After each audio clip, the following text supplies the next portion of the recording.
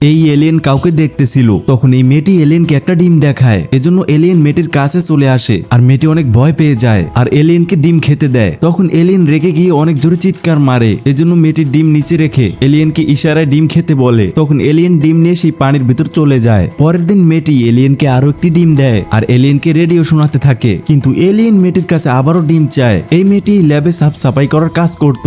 এখন মেয়েটি এলিয়েনকে ডান্স করে দেখায় আর এলিয়েন সেটা এনজয় করে। তখনই একজন সায়েন্টিস্ট মেয়েটিকে এসব করতে দেখে ফেলে। মেয়েটি এই এলিয়েনকে ভালোবেসে ফেলে। পরের দিন মেয়েটি যখন এলিয়েনের জন্য ডিম নিয়ে আসে, তখন সে দেখতে পায় এলিয়েনকে কেউ অনেক টর্চার করেছে আর গা দিয়ে অনেক রক্ত বের হচ্ছে। তখন মেয়েটি খেয়াল করে যে এখানে কেউ আসতেছে, এজন্য মেয়েটি তাড়াতাড়ি করে লুকিয়ে পড়ে আর দেখে একজন সায়েন্টিস্ট এসে এলিয়েনকে কারেন্টের শক দিচ্ছে। এসব মেয়েটি দেখতে পারছিল না, এজন্য মেয়েটি সিদ্ধান্ত নেয় যে এলিয়েনকে সেখান থেকে ছাড়িয়ে নিয়ে যাবে। তো বন্ধুরা, পরের পার্ট দেখার জন্য এই ভিডিওতে একটি লাইক করে চ্যানেলটি সাবস্ক্রাইব করুন।